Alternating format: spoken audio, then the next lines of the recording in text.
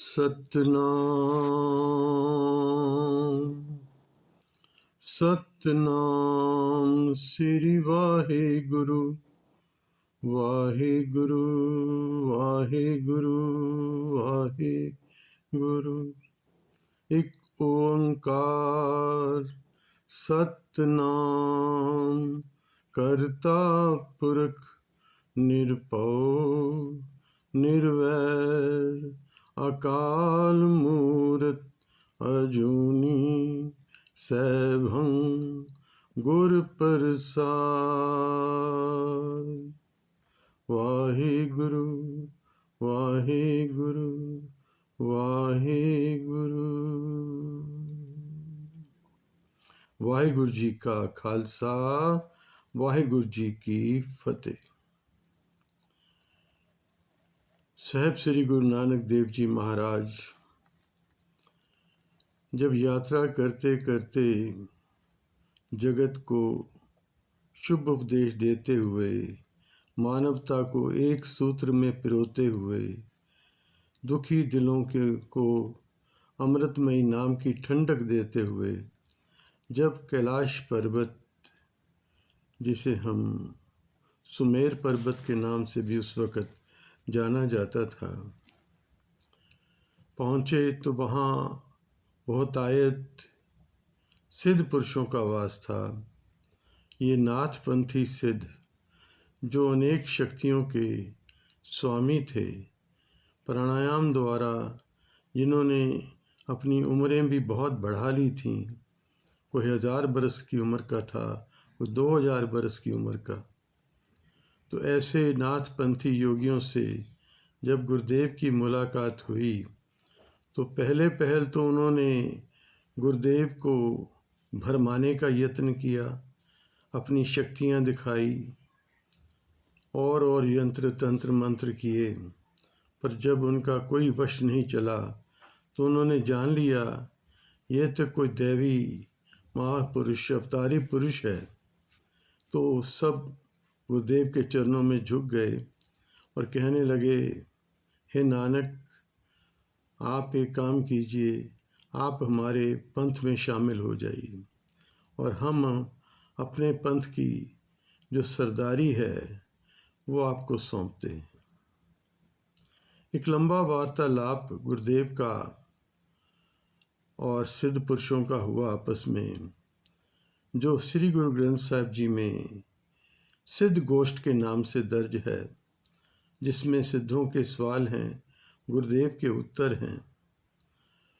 तो उस सिद्ध गोष्ठ की वाणी में एक पंक्ति सिद्धों ने जो गुरुदेव को अपने भेष का सरदार बनाने के लिए विनती की, वो इस तरह पंक्ति आती है, दर्शन पेख करो जोगिंद्रा मुंदा चोली खिंथा 12 अंदर एक सरेवो खट दर्शन एक पंथा।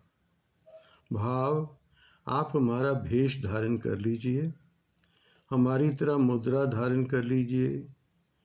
दर्शन पेख करो जोगिंद्रा, हम आपको जोगियों का सरदार मानते हैं। दर्शन पेख करो जोगिंद्रा मुंदा चोली, और जोगियों के पास एक स्टोर करने के लिए जो भिक्षा में हासिल होता था, एक झोली कंधे से टांग के रखते थे। तो कहते हैं एक झोली आप धारण कर लीजिए, मुंदा चोली खिंथा, और शरीर पर खफनी, जो एक लंबा अनसिला वस्त्र है, वो धारण कीजिए, तो हम आपको अपने जोगियों का सरदार मान लेंगे। आदि आदि। और उसके उत्तर में गुरुदेव ने बड़े सुंदर शब्द उच्चारण किए, जो गुरमत का सच्चा सिद्धांत है वो समझाया। गुरु नानक का सिद्धांत है, कीर्त करो, नाम जपो, वर्ण छको। आप नेक कमाई करो, प्रभु के नाम से जुड़ो, और जो भी आपको प्राप्त होता है वो सब में मिल बांट के उसको आनंद लो। तो गुरुदेव उनके इस प्रश्न के उत्तर में या इस लालच के उत्तर में कहते हैं, ऊधो खप्पर पंचभूत टोपी काया कड़ासन मंजा गोटी सत संतोख संजम है नाल नानक गुरमुख नाम समाल।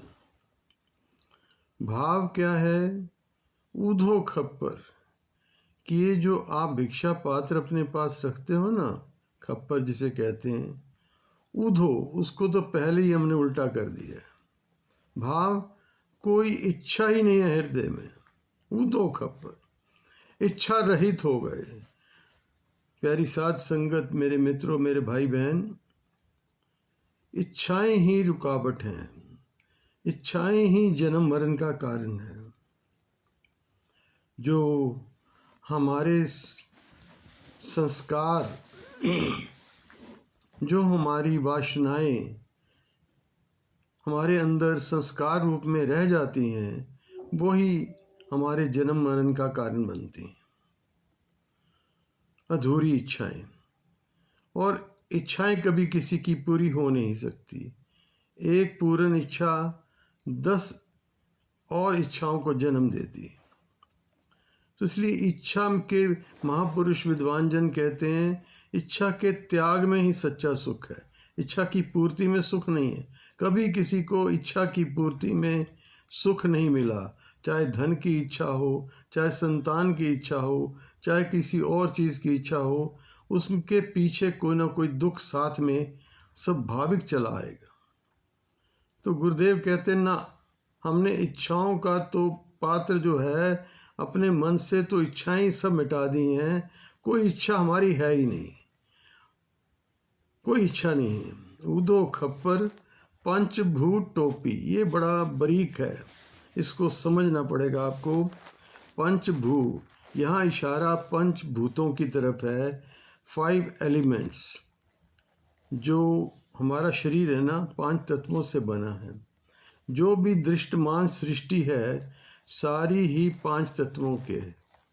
गुरबानी में पंक्ति आती है, पंच तत्व करके तुद सृष्ट सब साजी। 5 तत्वों की ये सृष्टि बनी है, और जब ये मिटेगी 5 तत्व लीन हो जाएंगे, खत्म। गुरुदेव गुरु तेग बहादुर जी नामे महले के श्लोकों में बख्शिश करते हैं, 5 तत्व को तन रच्यो जानो हो चतुर सुजान जेते उपज्यो नानका लीन ताहे में मान। 5 तत्वों का शरीर बना और 5 तत्वों में ही लीन हो गया। जब हम शरीर को जला देते हैं, अग्नि अग्नि में मिल गई, पानी पानी में मिल गया, मिट्टी मिट्टी में मिल गई, और खत्म। तो गुरुदेव कहते हैं, पर इन 5 तत्वों के 5 बड़े गुण हैं। यहाँ गुरुदेव जो इशारा कर रहे हैं ना, पंचभूत टोपी, इनको पंचभूत भी हम कहते हैं ना, पंचभूतक शरीर त्याग के चले गए। तो 5 भूत, यहाँ 5 तत्वों की बात हो रही है। 5 elements, heat, liquid, solid, gases and space. Mother element is space.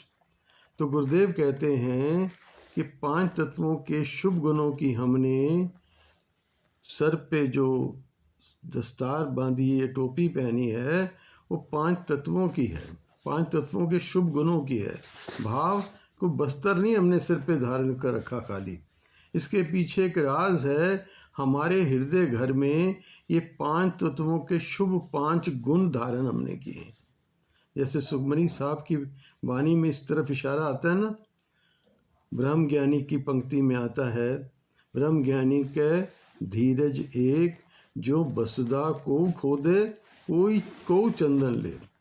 पृथ्वी तत्व से क्या गुण लिया? गुरुदेव कहते हैं, जैसे ब्रह्म ज्ञानी के गुणों की बात गुरु अर्जन देव जी महाराज ने सुखमनी साहब में कही ना, 5 गुण की बात की, 5 भूतों की बात करते हुए ब्रह्म ज्ञानी की अवस्था की बात गुरुदेव समझाते हैं। जैसे धरती है ना, ब्रह्म ज्ञानी का ऐसा धीरजवान है ब्रह्म ज्ञानी, जैसे धरती धीरजवान है। इसको कोई खोदता है, धरती नहीं बोलती। इसको कोई पूजता है, उसको धरती कुछ नहीं कहती। जो बसदा को खोदे को चंदन लेप। दूसरा, ब्रह्म ज्ञानी का यह गुनाओ ज्यों पावक का सहज स्वभाव। पावक कहते हैं अग्नि को। तो अग्नि का क्या स्वभाव है? सबको, कोई अपना नहीं, कोई बेगाना नहीं, कोई दुश्मन नहीं, कोई सज्जन नहीं, सबको प्रकाश देती है और सबको गरमाइश देती है। ये स्वभाव है अग्नि का। तो कहते हैं ब्रह्म ज्ञानी का ये स्वभाव है। गुरुदेव कहते हैं अग्नि से हमने ये, दूसरा तत्व अग्नि से हमने ये स्वभाव धारण किया है।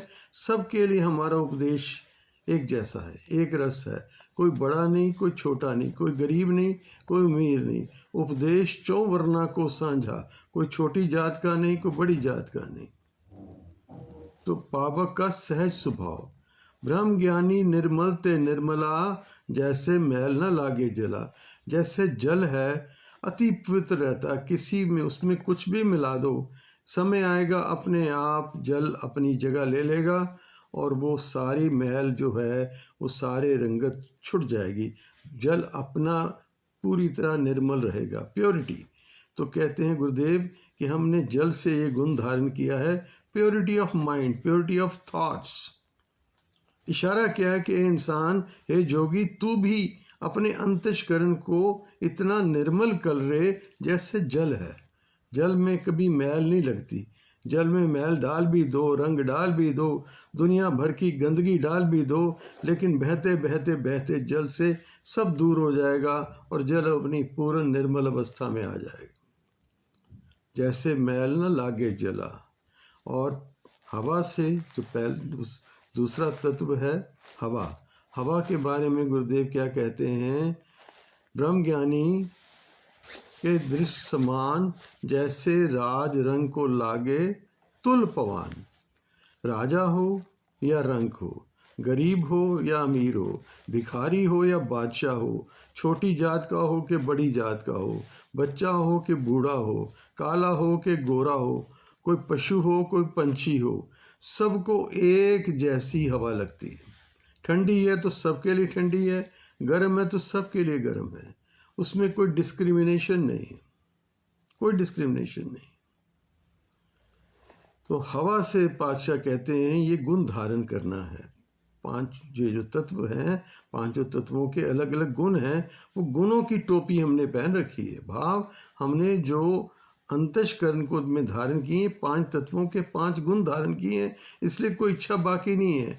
आकाश के बारे में गुरुदेव कहते हैं जैसे आकाश असंग है, सबके बीच हो के भी सबसे अलग है। अब देख लो, हम मान लो एक मकान के अंदर बैठे हैं, तो को पूछता है आपके घर का स्पेस कितना है? हम कहते हैं 500 स्क्वायर फीट या 5000 स्क्वायर फीट या 1 एकड़ की ये बाउंड्री है हमारी, 1 एकड़ का हमारा ये फार्म हाउस है या 2 एकड़ का है। तो दीवारें गिरा दी जाएं तो स्पेस कहाँ जाएगा? स्पेस पे मिल गया। असंग है, वो कहीं बंधा हुआ नहीं है। हम भले कितनी दीवारें खड़ी कर लें, स्पेस अपनी जगह पर एक ही है। इसको वेदांत में मिसाल के रूप में भी यूज़ किया जाता है। मठ के बारे में, घट के बारे में, घटा आकाश, मठ आकाश। तो ये घड़े के अंदर स्पेस है, घड़ा तोड़ दिया जाए स्पेस कहाँ गया?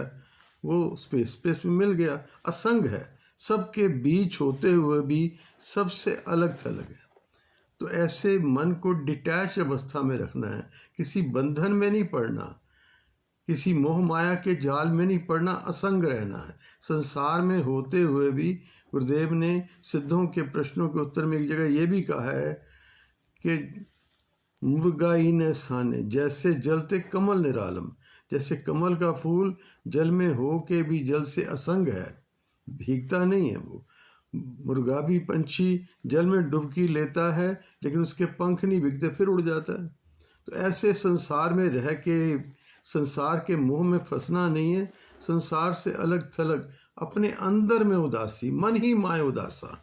तो ये अवस्था, ये गुण धारण करने के लिए गुरुदेव ने जोगियों को इशारा किया और अपने हृदय की अवस्था बताते हुए कहा भाई हमने तो ये 5 तत्वों से 5 गुण धारण कर रखे हैं, हमें किसी और भेष की आवश्यकता नहीं है। उदो खप्पर पंचभूत टोपी, काया कड़ासन मन जा गोटी। मन को हमने बांध के रखा है। और फिर हमारे साथ क्या है? हमारे साथ सत्य है। जहाँ कुछ भी और नहीं ठहरता वहाँ सत्य सदैवी है। गुरुदेव यहाँ सदैवी सत्य की बात कर रहे हैं कि एक प्रभु में हमारी वृत्ति उस परम सत्य में जुड़ी हुई है। हमें किसी और चीज़ की ज़रूरत नहीं है। संतोख, संतोख एक ऐसा गुण है जो प्राप्त हो गया उसमें यथा लाभ संतुष्टि, जो मिल गया उसमें आनंद है, जो मिल गया उसी को मुकद्दर समझ लिया, जो खो गया मैं उसको भुलाता चला गया। कितना खूबसूरत ये गीत है। तो इशारा क्या है कि संतोष है हृदय में, जो मिल गया, जैसा मिल गया आनंद है, जैसी प्रभु की इच्छा है। जो तुध भावै साई भलीकार। हे मेरे प्रभु, जैसा तुझे अच्छा लगे वही भला है मेरे लिए, और उसके आगे नतमस्तक हूँ। ये वही कह सकता है जिसका हृदय लबालब संतोष से भरा हुआ है कि मेरे को मेरे परमात्मा ने सब कुछ दे रखा है, जो भी दिया है। कहते हैं ना वो गीत है, खुशी हो या गम तेरे प्यार की कसम है मंजूर हमें। ये अवस्था कहना आसान है, बनानी बड़ी मुश्किल है, लेकिन असंभव नहीं है, असंभव नहीं है। गुरुदेव के शुभ उपदेश को हम जीवन में धारण करें तो ये सारी अवस्थाएं हमको प्राप्त हो सकती हैं। ये सारी वाणी गुरु का उपदेश है, गुरु का मार्गदर्शन है। तो गुरुदेव कहते हैं, जैसे सुखमनी साहब का मैंने जिक्र किया, ब्रह्म ज्ञानी की अवस्था का जिक्र किया, पांचवें नानक सुखमनी साहब में ब्रह्म ज्ञानी की अवस्था का जिक्र करते हैं। ऐसे ही गुरुदेव ने यहाँ पंचभूटोपी के आधार पर इस सारे गुणों का वृत्तांत अपने संक्षेप शब्दों में करके समझा दिया जोगियों को। यह जोगी सत संतोख संयम है नाल, नानक गुरमुख नाल नाम समाल। गुरुदेव कहते हैं, नानक देव जी महाराज, गुरु नानक देव जी महाराज, कि हमने नाम को हृदय में पिरो रखा है। नाम वो कुंजी है जो परमेश्वर के घर तक का दरवाज़ा खोल देती है। नाम नामी में अभेद है, और नाम जपने वाला जपते जपते जपते जपते एक दिन नामी में समा जाता है। जैसे गुरबानी की पंक्ति आती है ना, कि जैसे एक जपने वाले सह हर मिलया केल कलाली, खेल खेल में ही परमात्मा मिलिया। जिन हर जपया से हर होए। कैसे जपा? प्रभु के नाम के द्वारा प्रभु की स्तुति गायन की। तो फिर क्या हुआ कि जिन हर जपया, शब्द है गुरबानी का, श्री गुरु ग्रंथ साहब में दर्ज है, जिन हर जपया से हर होए, हर मिलया केल केलाली। बनता है, धीरे धीरे अवस्था बनती है, पर आज हम अपनी यात्रा आरंभ तो करें।